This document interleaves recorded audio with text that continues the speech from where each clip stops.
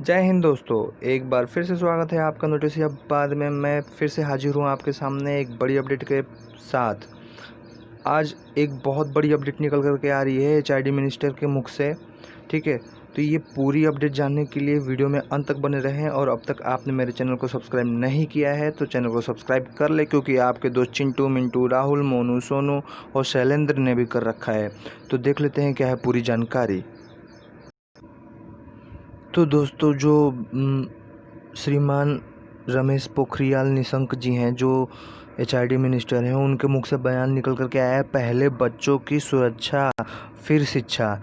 ठीक है दोस्तों, तो ये काफ़ी राहत और बहुत बड़ा बयान है उन बच्चों के लिए जो बिल्कुल ऐसे चिंतित थे कि यार अगर एग्ज़ाम होंगे तो फिर हम क्या करेंगे, फिर हमको कोरोना हो जाएगा, ये हो जाएगा। ठीक है दोस्तों, तो ये बहुत बड़ा अपडेट निकल करके आया है कि पहले बच्चों की सुरक्षा फिर शिक्षा निशंक। देख लेते हैं ये क्या है पूरा आर्टिकल।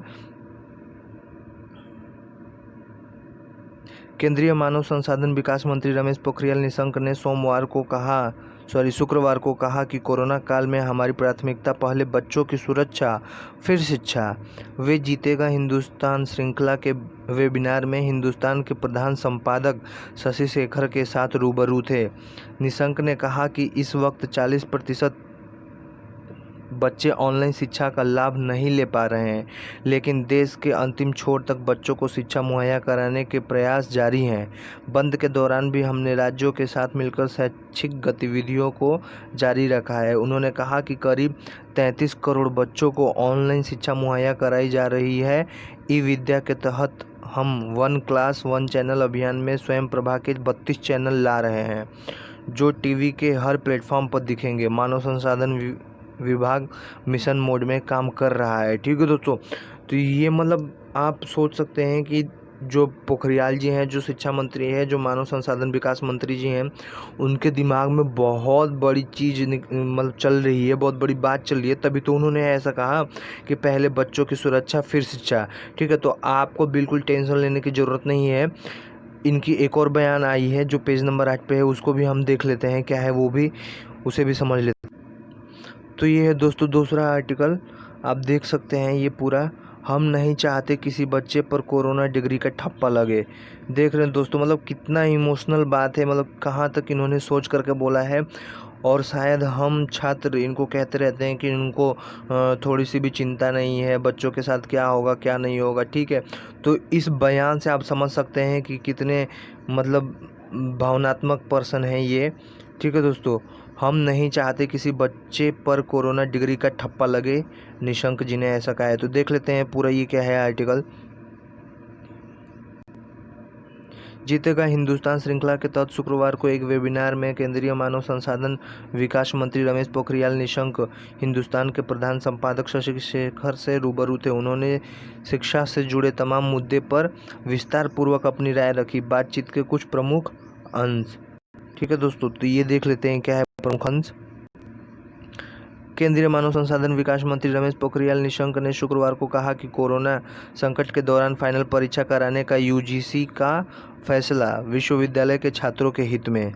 हम नहीं चाहते कि किसी बच्चे पर कोरोना डिग्री का ठप्पा लगे। उन्होंने कहा कि यूजीसी ने शिक्षाविदों से परामर्श करने के बाद इस बात का फैसला किया कि फाइनल परीक्षा के बाद ही छात्रों को अगली कक्षा में प्रवेश दिया जाए, क्योंकि बचे सेमेस्टर का मूल्यांकन तो पहले ही परीक्षा के आधार पर किया जा सकता है, लेकिन वार्षिक परीक्षा हर हाल में कराई जाए।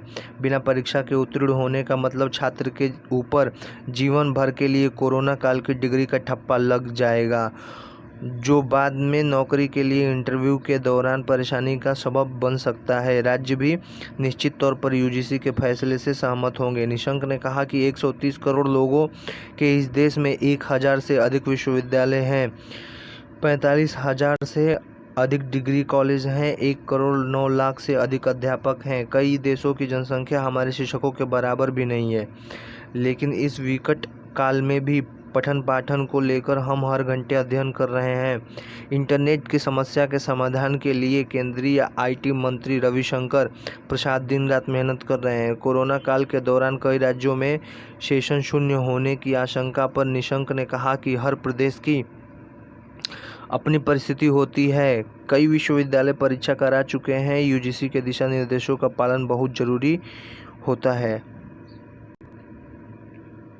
कई शिक्षा संस्थानों ने महत्वपूर्ण पद खाली होने की बाबत उन्होंने कहा कि हमने मिशन मोड के तहत विश्वविद्यालयों में पदों को भरने की कोशिश की है।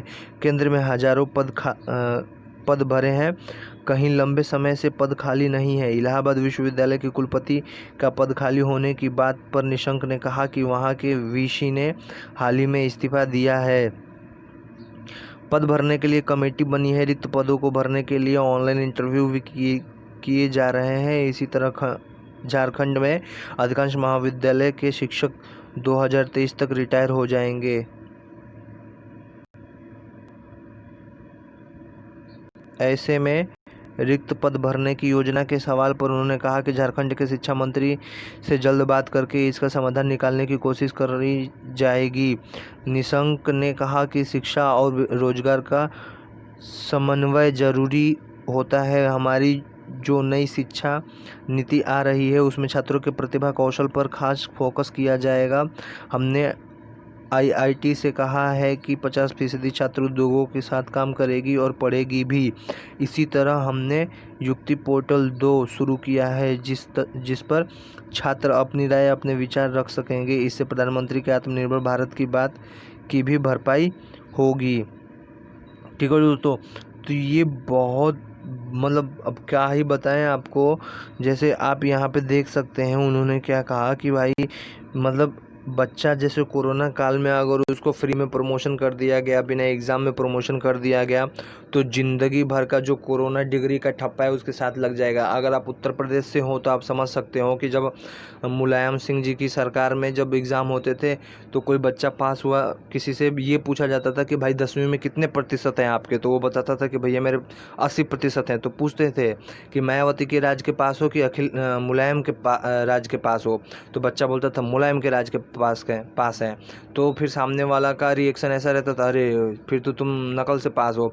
तो ऐसे ही ये निशंक जी का कहना है कि हम नहीं चाहते कि किसी भी बच्चे पर आजीवन, ठीक है, ज़िंदगी भर के लिए भाई कोरोना डिग्री का ठप्पा लग जाए और ज़िंदगी भर उसको लोग कहते रहे कि अरे ये तो कोरोना काल के दौरान पास हुआ है, कोरोना के दौरान डिग्री मिला है इसको। तो ठीक है दोस्तों, और जब आप इंटरव्यू के लिए जाएंगे, ठीक है, जब आप इंटरव्यू के लिए जाएंगे तो भाई जो इंटरव्यूअर होगा वो भी तो आपका देखेगा कि भाई साहब आप कब पास हैं। फिर उसको अगर आप कितने भी इंटेलिजेंट हैं, कितने भी पढ़ने में अच्छे हैं, लेकिन आप जब उसको पता चलेगा कि कोरोना की वजह से आपको प्रमोट कर दिया गया था, तो उससे तो भाई गलत ही प्रभाव पड़ेगा। उससे वो क्या सोचेगा कि अरे बच्चा तो फ्री में फोकट में पास हो गया है।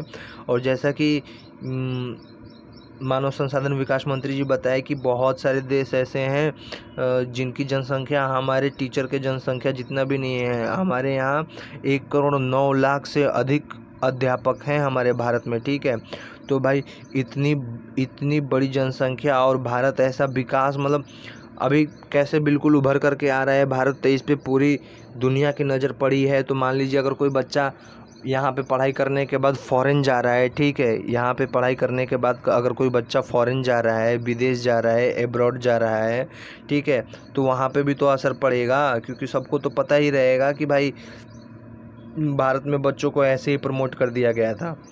तो उसकी ज़िंदगी पे तो असर पड़ेगा। आप सोच रहे होंगे कि हमको पास कर देते, लेकिन अगर पास कर देंगे तो आपके भविष्य के साथ ही खिलवाड़ होगा, ठीक है।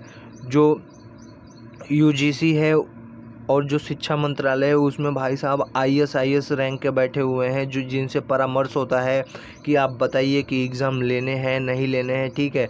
तो फिर अच्छे से बात विचार हो करके फिर एग्ज़ाम का निर्णय निकाला जाता है, ठीक है दोस्तों। तो देखते हैं आगे का अपडेट क्या आता है, देखते हैं, ठीक है। आज का ये बहुत बड़ा बयान था निशंक जी का, तो अब आगे देखते हैं कि क्या अपडेट निकल करके आता है। तब तक आप हमारे चैनल से जुड़े रहे यूजीसी और यूनिवर्सिटी से जुड़ी हर खबर के लिए।